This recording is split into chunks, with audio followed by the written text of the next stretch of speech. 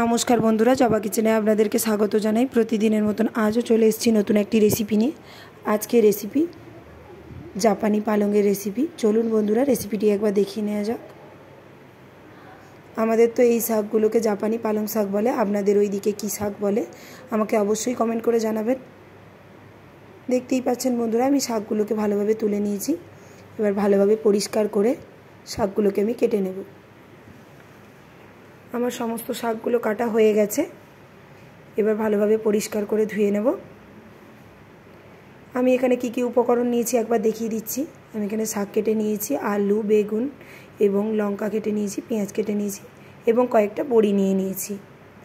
এবার উনুনের মধ্যে কড়াই বসিয়ে দিয়েছি। এবার এর মধ্যে কয়েকটা বড়ি ভালোভাবে ভেজে নিচ্ছি। আমি বড়িগুলোকে এভাবে ভেজে নিয়েছি। কিছুটা লাল লাল হয়ে গেলে বড়িগুলোকে তুলে নিতে হবে।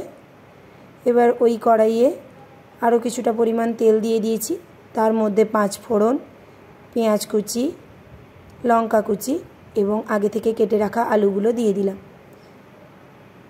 আলুটা কিছুটা সেদ্ধ হয়ে গেলে তার মধ্যে আমি দিয়ে দিলাম বেগুন।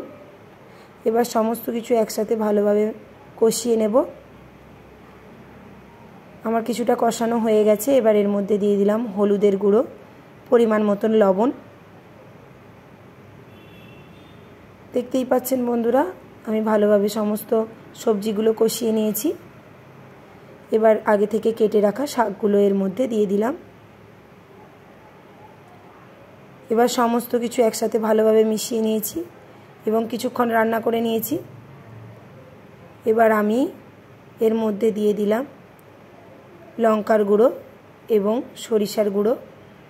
এবার একটা ঢাকনা দিয়ে 5-6 মিনিটের জন্য আমি এভাবেই ছেড়ে দেব। দেখতেই পাচ্ছেন বন্ধুরা, আমার সবজি প্রায় তৈরি হয়ে এসছে। এই পর্যায়ে আমি আগে থেকে যে বড়িগুলো ভেজে রেখেছিলাম সেগুলোকে ভালো করে গুঁড়ো করে নিয়েছি এবং সবজির মধ্যে দিয়ে দিলাম। রেসিপিটি যদি আপনাদের ভালো লেগে থাকে রেসিপিতে একটি লাইক, কমেন্ট এবং শেয়ার করে দেবেন। আমার চ্যানেলে নতুন হয়ে থাকলে চ্যানেলটিকে সাবস্ক্রাইব করার অনুরোধ রইল। সবজিটা নামানোর আগে কিছুটা পরিমাণ সরিষার তেল ওপর থেকে দিয়ে দেব এবং সমস্ত কিছু একসাথে ভালোভাবে মিশিয়ে নিলাম। এবার আমি কড়াই থেকে নামিয়ে নেব জাপানি পালংয়ের রেসিপি। এটা আপনারা ভাত বা রুটি যে কোনো কিছুর সাথেই খেতে পারেন। আজ এতটাই, দেখা হবে নতুন কোনো রেসিপি নিয়ে। ততক্ষণ ভালো থাকুন, সুস্থ থাকুন। নমস্কার।